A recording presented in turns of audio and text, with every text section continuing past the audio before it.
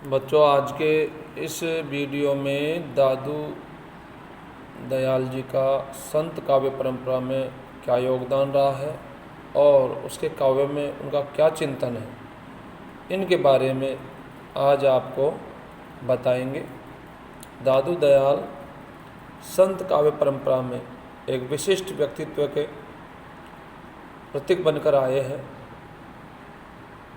उनका व्यक्तित्व इसलिए विशिष्ट नहीं है कि वे संत हैं, अपितु इसलिए विशिष्ट है कि वे सच्चे संत हैं और उनका संतत्व कबीर की परंपरा में आता है। दादू दयाल भले ही पढ़े लिखे न रहे हो, किंतु यह सहज ही अनुमानित किया जा सकता है कि उनकी अनुभूतियाँ आध्यात्मिक थी और वे बड़ी गहरी और सच्ची थी।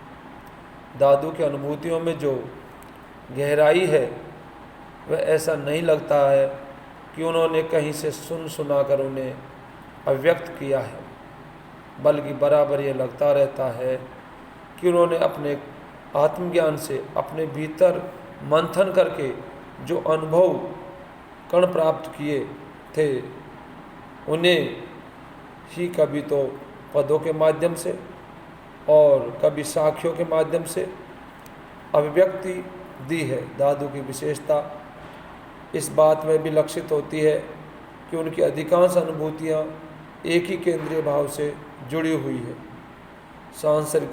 सांसारिकता के विषय में उन्होंने बहुत कुछ नहीं कहा है, यत्र तत्र कुछ फुटकर विचार अवश्य मिलते हैं। उनके साथ ही यह तथ्य भी है, उन्होंने परम तत्व अथवा परम ब्रह्मा को ही लक्ष्य करके अपनी गहरी और सूक्ष्म अनुभूतियों को वाणी प्रदान की है। चाहे नाम स्मरण का प्रसंग हो, चाहे आंतरिक साधना का प्रसंग हो, चाहे ब्रह्मा की व्यापकता का सवाल हो या साम्य भाव या समता भाव व्यक्त करने की स्थिति हो, सभी में उनकी अपनी अनुभूतियाँ और उन अनुभूतियों को अभिव्यक्त करने की अपनी शैली ही परिलक्षित होती है। संत काव्य में रहस्यवाद जैसी विशेषता प्रमुखता मिलती है। यदि इस रहस्यानुभूति की दृष्टि में दादू दयाल के काव्य पर दृष्टिपात करें तो तीन बातें मूल रूप से सामने आती है। पहली बात तो यह है कि दादू की रहस्यानुभूतियों में वैसी जटिलता नहीं है जैसी कि अन्य संत कवियों में दिखाई देती है। उनकी रहस्यानुभूति सीधे परमात्मा से जुड़ती हुई जीव की स्थिति को व्यक्त करती हुई आगे बढ़ती है। उलटवासी जैसे प्रयोग भी उनकी रहस्यानुभूतियों की अभिव्यक्ति में बहुत कम ही देखने को मिलते हैं। कबीर ने जिस प्रकार रहस्यानुभूति की अभिव्यक्ति के लिए अनगणित उलटवासियों का प्रयोग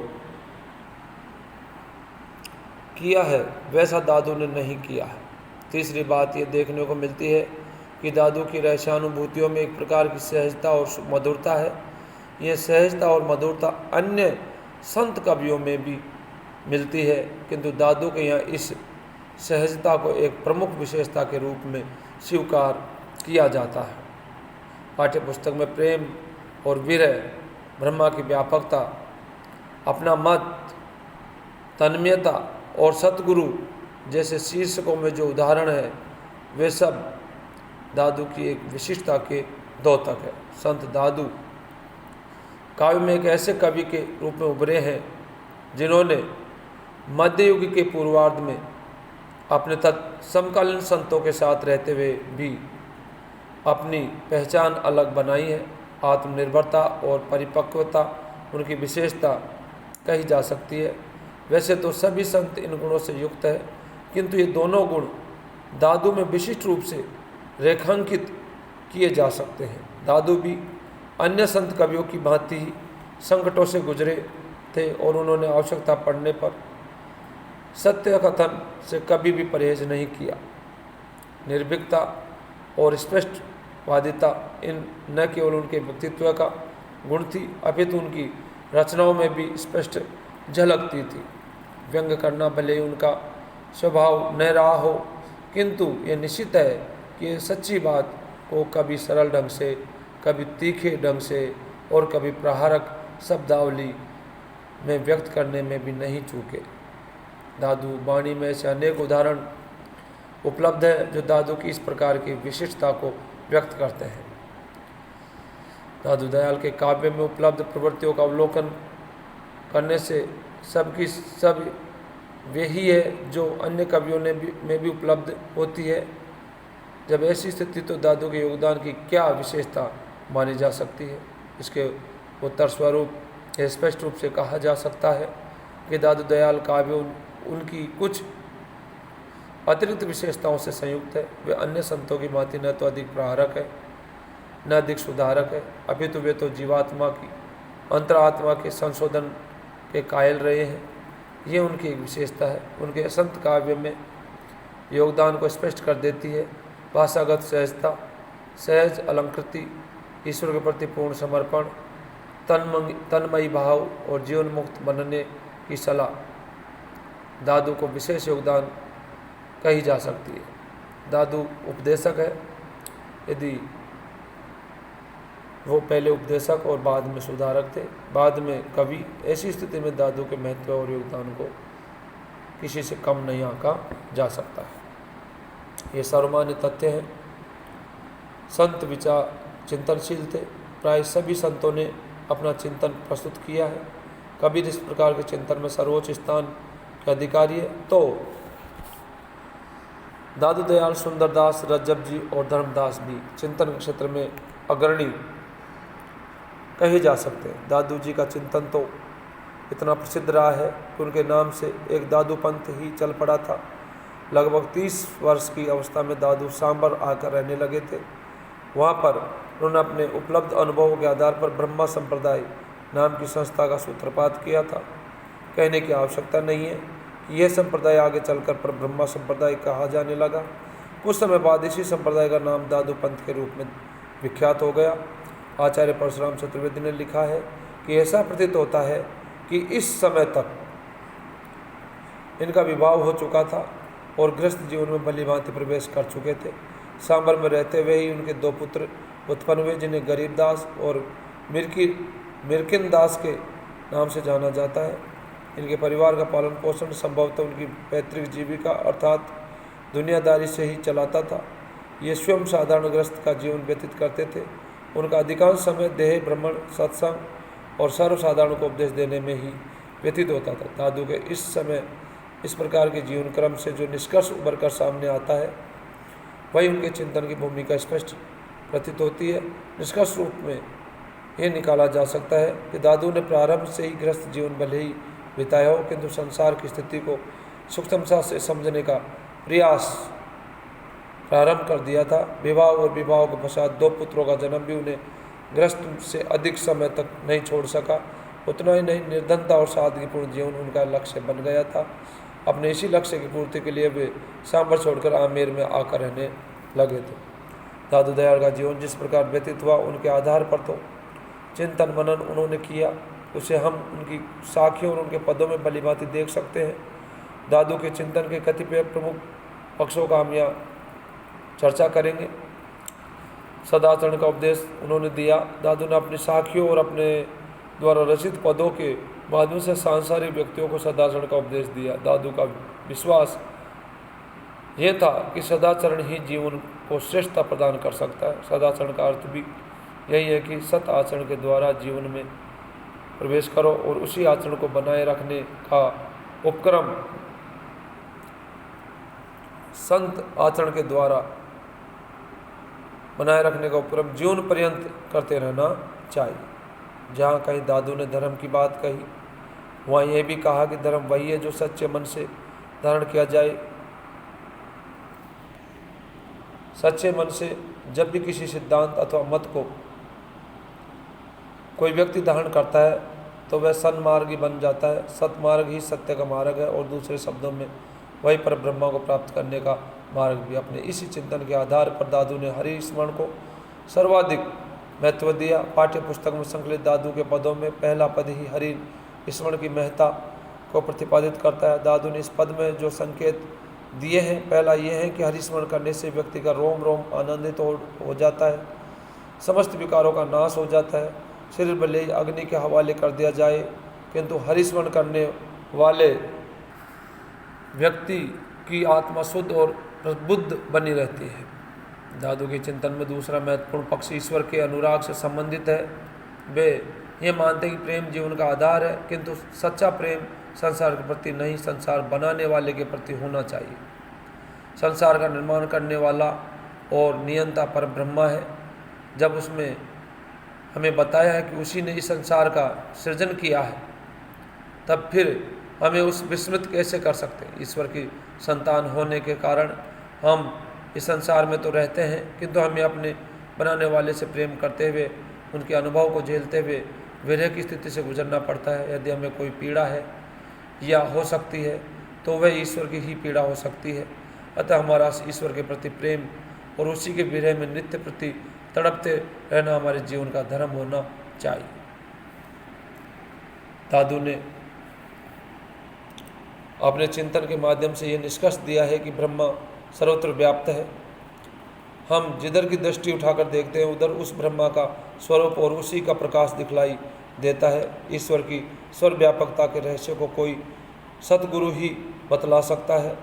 जब सतगुरु प्राप्त हो जाता है तो वह ब्रह्मा की व्यापकता के रहस्य को उद्घाटित करता है और उस रहस्य से परिचित होकर ही जीव पूर्ण ब्रह्मा से परिचय प्राप्त कर पाता है। जब ऐसा परिचय उसे मिल जाता है तब वह यह अनुभव करने लगता है कि ब्रह्मा सर्वत्र व्याप्त है और वह प्रत्येक प्राणी की रग रग में समाया हुआ है। ऐसा कोई जीव और ऐसा कोई पदार्थ नहीं है जहाँ ईश्वर की व्याप्ति न हो। दादू ने अपने चिंतन में यह प्रतिपादित किया है कि व्यक्ति भले ही जीवन धारण करता है और सांसारिक कार्यों में लिप्त रहता है, किंतु उसे जीवन मुक्त की भांति जीवन व्यतीत करना चाहिए। एक प्रकार से जीवन मुक्त की इसी स्थिति को श्रीमद् भागवत गीता में भी अभिव्यक्ति दी गई है। दादू का निष्कर्ष है कि जिस प्रकार सरोवर में कमल रहता है किंतु निर्लिप्त रहता है, जिस प्रकार राहगीर वन में होकर मार्ग तय करता है किंतु उसके प्रति कोई आसक्ति नहीं दिखाता, उसी प्रकार जीवधारी को भी संसार में रहते हुए उनके प्रति असीमित मोह, ममता और आसक्ति प्रदर्शित नहीं करनी चाहिए। जीवन मुक्त व्यक्ति कैसा हो सकता है, उसका लक्षण दादू की इन पंक्तियों में देखा जा सकता है। असे गृह में क्यों न रहे, मनसा वाचा राम कहे, संपत्ति विपत्ति नहीं मैं मेरा, हर्षी शोक दो नाही। दादू के चिंतन में समता की भावना को विशेष महत्व दिया गया है। दादू ने यह प्रतिपादित किया है कि समत्व का भाव ही मानवता का भाव है। संसार में सभी व्यक्ति एक जैसे नहीं होते हैं, एक जैसी जाति के नहीं होते हैं और एक जैसे धर्म के मानने वाले नहीं होते हैं। विविध मानव जीवन की विशेषता है, किंतु ये विधात्व है कि ईश्वर ने सभी मनुष्यों के प्रति समान भाव रखा है। सभी को शरीर, शरीरांग, आत्मा आदि प्रदान करके यह व्यक्त कर दिया है कि कोई भी छोटा बड़ा नहीं है, ऊंचा और नीचा नहीं है और जाति भेद काम चलाऊ है, धर्म भेद भी व्यवहारिक नहीं है। दादू ईश्वर की इस रचना को सिद्धांत स्वीकार करते हैं और उसी आधार पर अपने चिंतन द्वारा समता और मानवता का उपदेश सांसारिकों को दिया है। यो तो दादू के अनेक संख्या और अनेक पद ऐसे हैं जो इसी समता बोध और मानवता बोध से परिपूर्ण है, किंतु पाठ्य पुस्तक में आया हुआ ये पद उनके चिंतन का श्रेष्ठ उदाहरण है।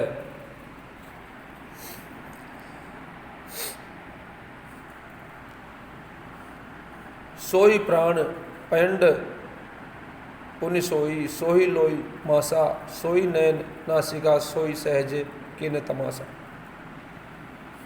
दादू ने अपने चिंतन में सतगुरु को सर्वाधिक महत्व दिया है।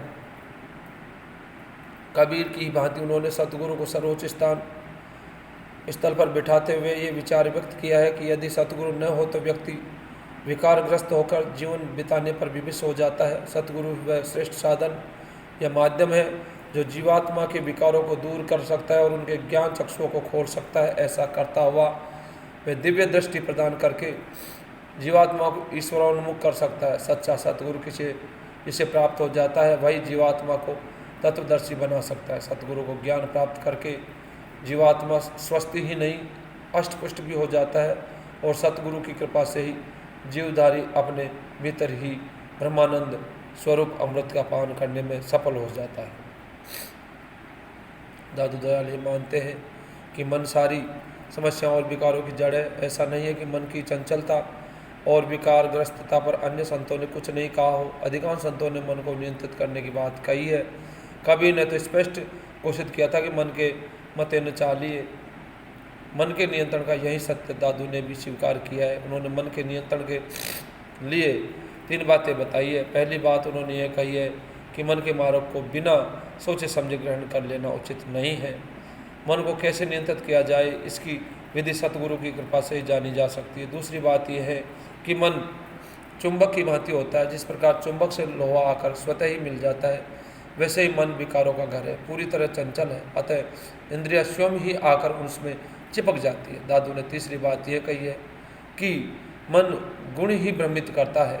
अतः मन को नियंत्रित करके सदैव सतमार्ग का ग्रहण करना चाहिए। इसके लिए 5 इंद्रियों को नियंत्रित करके उन्हें एक ही स्थान पर लाकर केंद्रित करके ईश्वरोन्मुख चित्तवृत्ति विकसित करनी चाहिए। दादू के चिंतन में तल्लीनता को विशेष स्थान प्राप्त है। इसके माध्यम से उन्होंने अपना यह चिंतन व्यक्त किया है कि व्यक्ति तन्मय भाव से जो कुछ करता है उसमें उसे पूर्ण सफलता प्राप्त होती है। तन्मय अवस्था सामान्य अवस्था नहीं होती, वह एक विशिष्ट अवस्था है। इस अवस्था में पहुंचकर जीवात्मा चारों ओर से मन और दृष्टि को हटाकर लक्ष्य की ओर उन्मुख हो जाती है। तन्मयता के वशीभूत होकर ही या तन्मयता की स्थिति को प्राप्त करके ही व्यक्ति उस पार ब्रह्मा को प्राप्त कर सकता है या उसका साक्षात्कार कर सकता है। धन्यवाद।